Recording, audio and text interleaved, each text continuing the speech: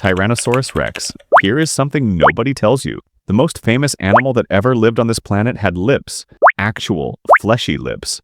That iconic image of the T-Rex with its teeth permanently bared, jaw open to the world, probably wrong. Its teeth show none of the drying and damage you see on animals without lip coverage. For over a century, we had the face of the king completely wrong. Its bite force was 57,000 newtons, the most powerful of any land animal that has ever existed. It didn't just bite through flesh, it bit through bone. We have fossils with T-Rex teeth marks punched clean through solid bone to prove it. And those tiny arms everyone jokes about. Each one could curl 430 pounds. They weren't weak, they were just impossibly short. Evolution gave the most powerful predator in history arms it could barely use. Nobody knows why. But the fact that changes everything, the one that genuinely reshapes how you see all of this, is this. T-Rex lived closer in time to you than it did to Stegosaurus. These two animals, always shown fighting in movies and books, never once shared the same Earth. To a T-Rex, Stegosaurus was already ancient history. The king wasn't just powerful, it was the last of its kind, standing at the very edge of a world about to end. Spinosaurus. For decades, the debate was settled. T-Rex was the largest carnivore that ever lived. And then, in 2014, everything fell apart. New fossils from Morocco revealed that Spinosaurus was potentially 20 feet longer, up to 59 feet of predator, 20 tons, with a sail on its back made of spines reaching 5 feet tall. It didn't just dethrone T-Rex, it made T-Rex look average. But here's what truly breaks your brain. Spinosaurus wasn't even a land predator. It hunted in rivers. Its bones were dense and heavy to help it stay submerged. Its nostrils sat high on its skull like a crocodile's. In the rivers of North Africa, 95 million years ago, it was a 50-foot river monster hunting in a landscape so dangerous that almost everything in it was a predator. And then there's the tragedy. The most complete Spinosaurus fossils ever found were shipped to a museum in Munich in the early 1900s.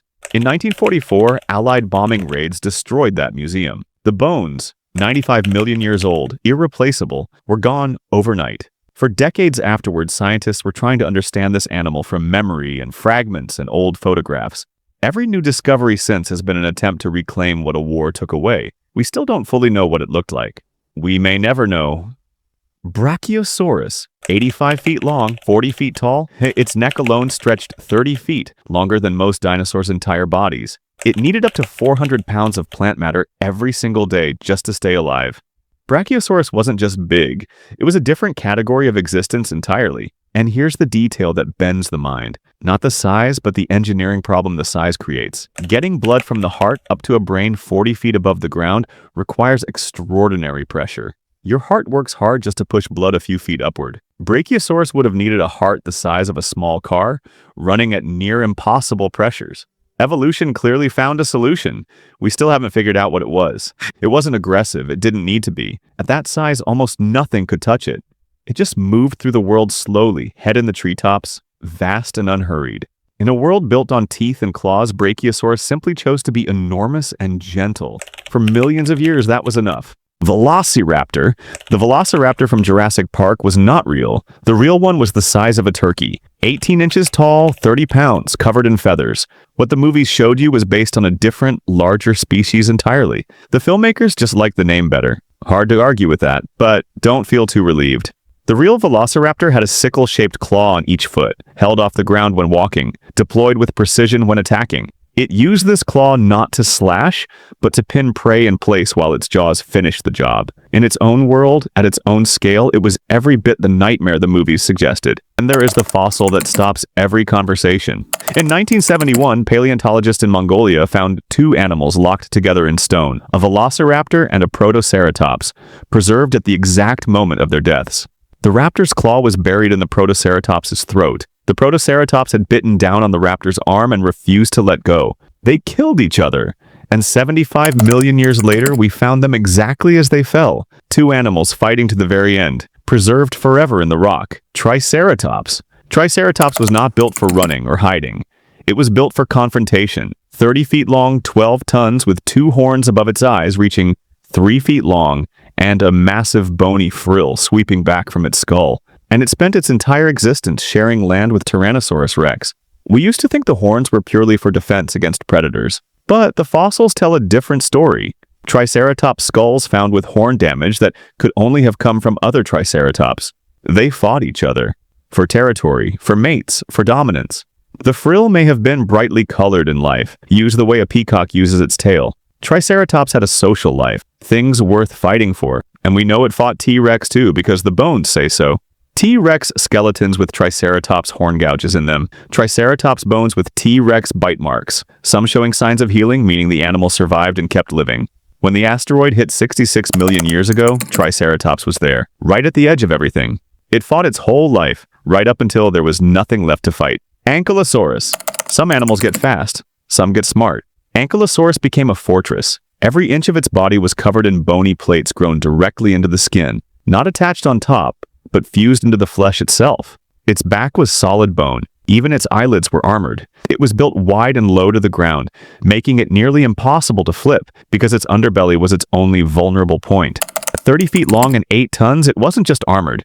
It was architecture. And at the end of its tail was a club. Solid fused bone, dense and heavy, swung by a tail that worked like a biological baseball bat. Studies show this club could generate enough force to shatter the leg bones of a T-Rex. Not kill it outright, just break its leg. For a predator that depends on mobility to survive, a broken leg is a slow death sentence.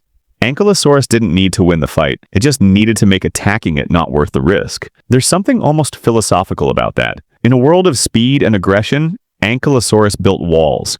It made itself into something that simply could not be beaten, not through strength or cleverness, but through total, stubborn, architectural refusal to be hurt. And for millions of years, it worked perfectly. Argentinosaurus. Almost nobody outside of paleontology knows this name, and that is one of the great injustices of popular science because Argentinosaurus was, as far as we can determine, the largest land animal in the entire history of life on Earth. Up to 130 feet long, up to 80 tons. A single vertebra from its spine was 5 feet tall, taller than most of the humans who eventually dug it up. The largest elephant alive today weighs 7 tons. Argentinosaurus was more than 10 times heavier. It had no predators. Nothing alive 93 million years ago could kill a full-grown one.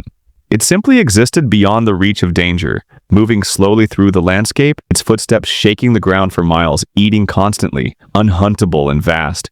There is something almost lonely about that. To be so enormous that nothing in the world can threaten you. To move through life completely, utterly alone in your own scale. We don't have a complete skeleton. The full picture is assembled from fragments. Some vertebrae, pieces of legs, bits of ribs, which means there is a real possibility we've underestimated it. That somewhere in the Patagonian desert, the rest of this animal is still buried.